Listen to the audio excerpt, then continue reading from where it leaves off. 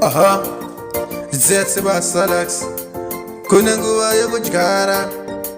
kunanguwa ya kuchkara, kunanguwa ya kutema, kunanguwa ya kuchkara, kunanguwa ya kutema, kunanguwa ya kuchkara, kunanguwa ya kutema, kunanguwa ya kuchkara, kunanguwa ya kutema, kananguwa ya shika ya kutema. Mambo vanodora ruvaravo zvingatibaya moyo zvingatirwadze asi nguva yacho kana yasvika zvese kana zvaita mambo kana vasvika aiwa kana vasvika nguva yacho kana yasvika kuna nguva yekudyara kuna nguva yekutema kuna nguva yacho yekutema kana nguva yakona vanouya vakutora kana nguva yakwana vanouya vakutora kunyangwe tichikunda sei aiwa mavanaka ufambe zvakanaka ufambe zvakanaka kana nguva yako yazokwana ufambe zvakanaka ufambe zvakanaka ufambe zvakanaka kana nguva yako yazokwana. Rest in peace vese vandofarira vakatisiya vakaenda kunyika dziri kure kwasingazive nene rimwe remazuva ndichaendako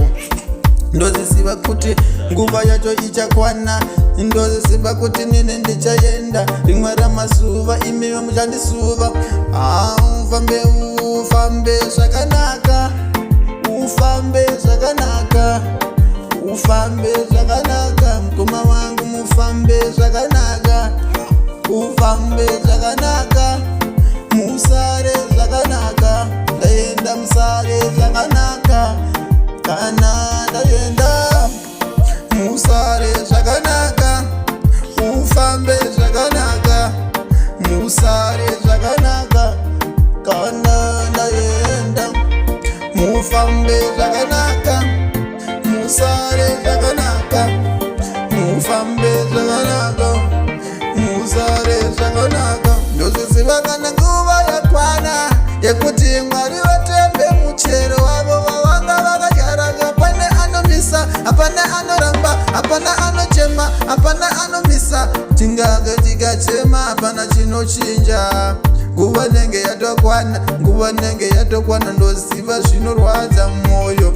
ndoziva zvinorwadza mwoyo matibaya moyo matirwadzisa matigura kunorira isusu tinochema matibaya moyo matibaya moyo matibaya moyo matirwadzisa matibarisa matirwadzisa matibaya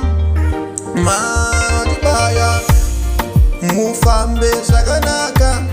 mufambe zvakanaka musare zvakanaka kana nini ndaenda musare zvakanaka musare zvakanaka musare zvakanaka kana yenene ndoenda mufambe zvakanaka mufambe zvakanaka mufambe zvakanaka. Rest in peace my loved ones. Zetse Basalax mafana dewani ndokudai mesa rimwe ramazuva kuchoenda